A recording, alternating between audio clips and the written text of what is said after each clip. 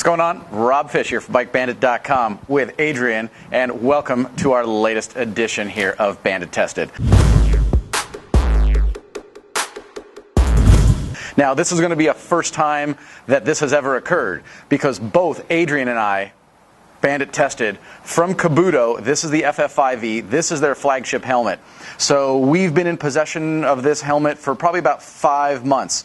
I initially grabbed it. It was offered up, and I was like, yeah, let's do this. Not a problem. I'm super jazzed. Take your own gear and move it to the side and incorporate whatever product it is that we're bandit testing and run it through the mill.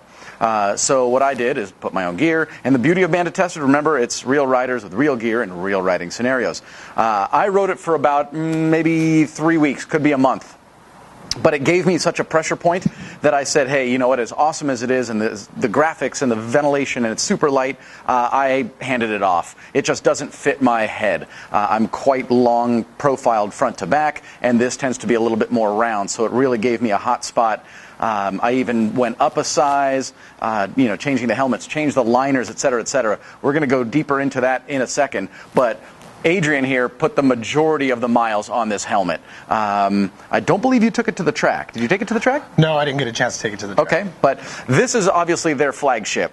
For those of you that don't know, Kabuto is one of the 3 helmet company manufacturers made in Japan. They've been doing this for the better part of almost a full-blown century. That is basically what all they've ever done.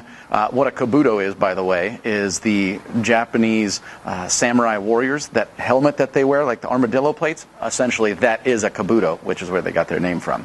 But like I said, Adrian's going to be the prime reviewer on this. I can tell you that it's awesome. The paint is amazing when you look at fit and finish and ventilation, and like I said, super lightweight and whatnot. But Adrian is truly, on this episode, he is your bandit tester. So right on, first off, thanks for making the time out of your schedule.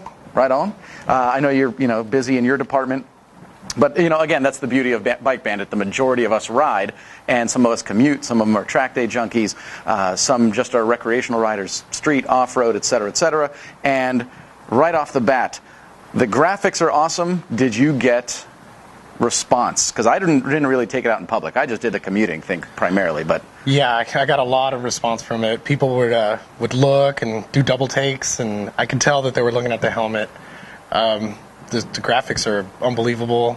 The shine, the quality, everything's great about the helmet. It's pretty cool. This is the Viento. They also make a racer replica version. They do solid colors. They do one that's called a Works, which is a little bit more black-white. But we're going to get into the, when they have the vents and whatnot, and the way that those graphics line up with the truth, and the paint on the shell is just flawless. The craftsmanship and the pride of construction is incredibly detailed. But I don't even know if you can tell on this, but like that white is kind of that Lexus, that pearlescent. And in the sunshine, and again, we're under studio lights and whatnot, but that really, really pops, and very, very impressive. Just, I like the black and the red and the transition through the silvers and whatnot. When it comes to head shape, yours is a traditional? Mostly like a round shape. Okay. Less of an oval. So that's why it didn't fit me. Uh-huh. I wish it did. I wish it fit me better, because it's absolutely an amazing helmet. We're in Southern California, San Diego, and here the temperature is pretty much gorgeous year-round. So ventilation, especially if you're on a racetrack, or if you're pushing it in the twisties and going for spirited rides through the canyons, ventilation is a huge thing, because you're at that point, you're pretty much working. How was ventilation for you? The ventilation was unbelievable. I've never wore a helmet that vented so well. I didn't have to do anything for the fog, for fog buildup or anything. If I did, I'd crack it a little bit, and that would be sufficient. It's a very, very well-made helmet. The channeling on the inside of the EPS liner is very efficient. It's we're going to kind of stop our little lazy Susan here for just a fraction of a second, and you'll see exactly the committed design on this helmet. So, of course, what you're having on the back here, and remember, obviously, watch the full breakdown review on this bad boy, that creates that negative airspace here in the back, which creates a vacuum. Huge exhaust vents out here, huge nostril, I call them, almost intake snorkels up top, on your chin bar, fantastic ventilation, and you're not just usually, helmets are usually done with a traditional one whole bore. This is actually done with two in the back. So the ventilation, I think we'll both agree, and so that you know, is no question a 10 out of 10. It came with a clear shield. Correct. I put the smoke on it. Obviously, you'd agree that that's a good choice here because the sun's always shining.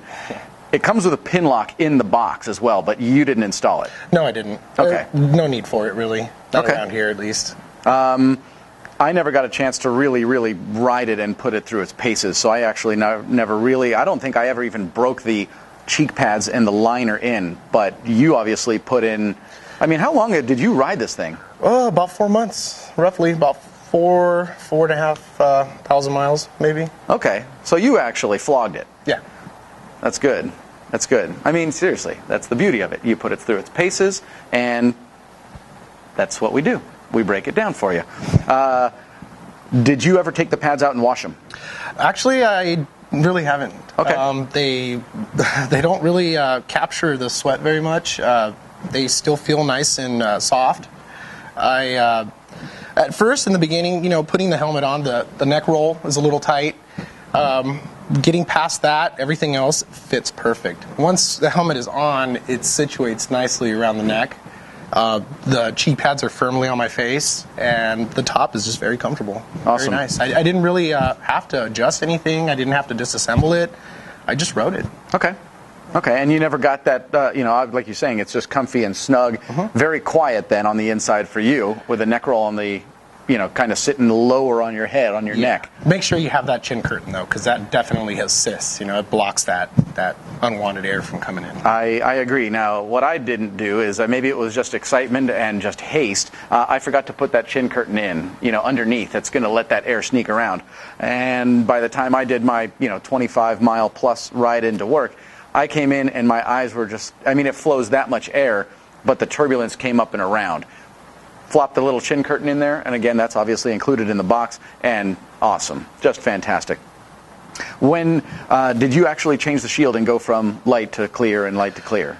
I did once. Okay. I tried out the clear shield just to see, to get the perspective through it and just to see how it fit and how easy it was to change. And but I prefer a smoke shield. That's normally what I run. I definitely didn't need to change it.